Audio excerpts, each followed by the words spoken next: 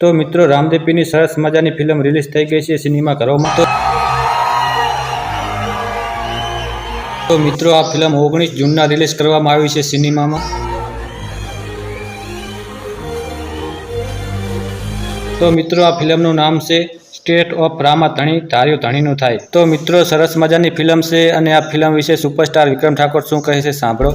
ગુજરાતના સિનેમાઘરોમાં સુંદર મજાની એક film state of Ramadhani release થવા જઈ રહી છે। તો દરેક મારા ચાહકોને રામદેવીના ભક્તોને ચોક્કસ આ ફિલ્મ જોવા હું વિનંતી કરું છું। જય રામાપીર। તો મિત્રો આ ફિલ્મમાં પ્રિનલ ઓબેરોયનો રોલ છે સરસ મજાનો। તો આ ફિલ્મ રિલીઝ થઈ ગયા પછી પ્રિનલ ઓબેરોય શું કહે છે સાંભળો તમે આ વિડીયોમાં। સ્ટેટ ઓફ રામાધણી ફિલ્મ જે છે એક આસ્થા ઉપર છે, વિશ્વાસ ઉપર છે।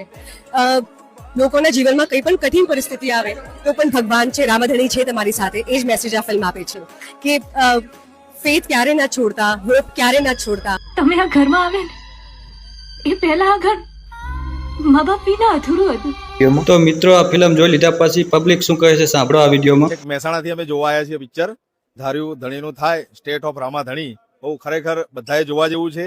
એક એક માણસ 100 જણાને બોલાવે અને આ પિક્ચર જોવે અને એને 100 કરોડનો બિઝનેસ કરાવે એવી આશા રાખીએ છીએ। તો મિત્રો જ્યારે આ ફિલ્મનું શૂટિંગ શરૂ કરવામાં આવ્યું હતું ત્યારે સ્ટેટ ઓફ રામાધણી ધાર્યું ધણીનું થાય ફિલ્મના ડાયરેક્ટરને શું પરચા આપ્યા હતા રામદેવ પીરે તમે આ વિડીયોમાં જુઓ। એમને જેને કામ આપ્યું એ વ્યક્તિને લોહીની ઉલટીઓ થઈ, એમને લોહીની ઉલટીઓ થઈ એટલે એની પાસેથી કામ પાછું લીધું મ્યુઝિક ડિરેક્ટરે, બીજાને આપ્યું, એને લોહીની ઉલટીઓ થઈ।